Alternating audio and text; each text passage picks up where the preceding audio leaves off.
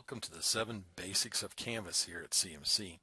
We've talked a little bit about uploading courses and dealing with different sections, but we haven't got into how we actually give assignments to students and how we deal with grades. These are some of the most common things that students want us to put online as far as faculty. So we're going to dive right in and go to the assignments area, because this not only creates an assignment for students to either have a placeholder in the gradebook for you to put in for papers or projects they do in the classroom, but also a way for them to submit content online and keep it organized in Canvas. So by going to assignments, we're going to have a list of any assignments that have already been created, and I'm going to add a new one here. Previously we were working on our week 5, and so we'll continue with that. We'll call this week 5 paper. And a short little description on what they want to do. So maybe it's write a 5-page paper. Okay, so very simple version here. I can still go in and link any files if I've got examples or rubrics or anything like that, drop in images, make links, anything they might need for their assignment. But once I've got that kind of organized and created, I'm going to scroll down a little bit and I'm going to choose how many points. So maybe this is a 20-point paper that they have to have submitted to us. And I'm going to leave it with the assignments group. I'm going to leave it as points, but there are other options. You can do percentages, complete, incomplete. So if they just simply do something, you can give them a pass-fail. If I want to go for letter grades or GPA scale or an ungraded option, those are all available to you. You can also have things that they do that are not counted towards the final grade. So it's just a good way to keep track of assignments or work that you may have within the classroom. If you choose to have a paper, sometimes you may want an external tool. Generally, I think no submission is what it's going to be, or online or on paper. But the external tool, some of you might have heard about this, there's an option called feedback. And if you scroll down towards the middle of this, you're going to see Feedback Studio. Now this used to be Turnitin, which basically checks for plagiarism or other sources they may have not fully identified when they're writing papers. So a lot of times when I'm doing a paper, this is probably one of my favorite tools to use. All right, once we've got that, and I choose if I want to assign it to everybody, I have specific people. 99% of the time when I do an assignment, it's going to everyone in the class, so that's generally what I pick. Then I come to due dates. Definitely like to have a due date so they know when they have to have it turned in, and I'm going to have it let's say at 5 o'clock in the afternoon or evening, depending on how you want to look at it, that it has to be turned in on the 27th. Now if I don't do anything down here, it's going to be available as soon as I add it. If I want to have a date that it's going to disappear or when it's going to start, I can always pick that. So maybe it will disappear on the 28th, and I'm going to let them do it at 11:59, and that will be added to my assignment. Once I'm done, I can save the assignment, and that will keep everything there stored, but it won't be available for students. So if I want the students to see it, I'm going to have to save and publish it, and that will make it available so they can see it.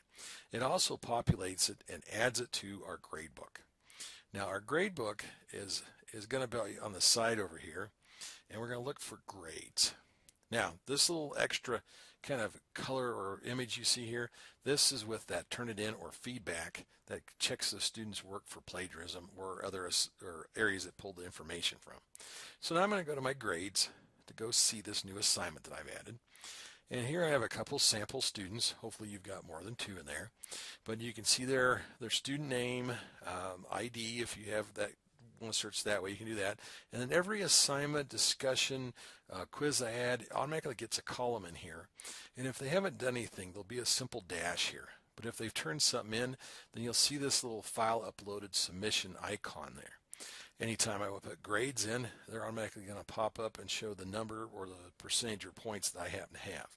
Now I can go to any of these and I can click on this dot and put in a grade so if there's any projects or papers that you have that they're turning in class and you just want to keep track of grades, simply click on that and it's going to pop up. Now the one that I created is automatically going to get put over here at the end. So here's my week 5 paper that I added, and this is automatically going to pop in, and I can drag it around, put it anywhere I want in my gradebook, and rearrange the organization of these columns. So now I've got it in there. Let's say a student turned it in, and I want to give them a grade, I simply click on it, and let's say they did pretty good. They got 19 out of 20 points. I type it in, press my enter, and now the grade is added.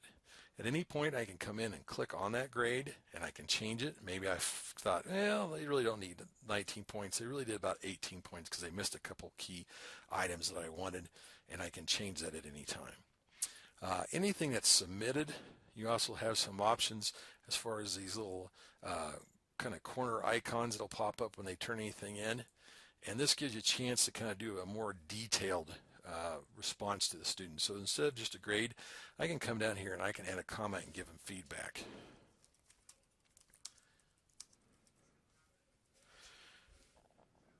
And then when I'm done, I post that comment, and now it's been added to their grade book, and they can see that. Another option besides just putting that, and a lot of times there's a speed grader. So here's a little more of a detailed view in Speed Grader where I can actually see the assignment. I can add additional comments and grades and make some changes.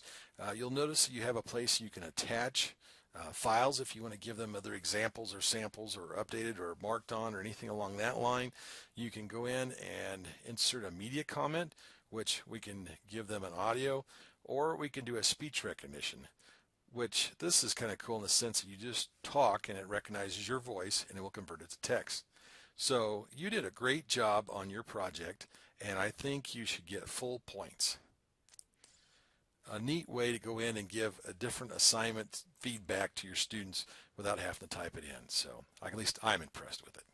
So once we've got that put in, we've submitted the assignment. Gotta give them their points. And we submit it. And it reminds you if you ever forget anything that, what you need to be doing. So we've got that put in. I want to go back to my gradebook. There's a little icon over here. This is the simplest way to get back, but you can also navigate through your students in different projects and make changes in your grades. So I'm going to hop back and let you explore the gradebook and adding assignments on your own. So go to your own course, your own sandbox, and try out some of these neat tools. Have a good time and good luck. I know it does that.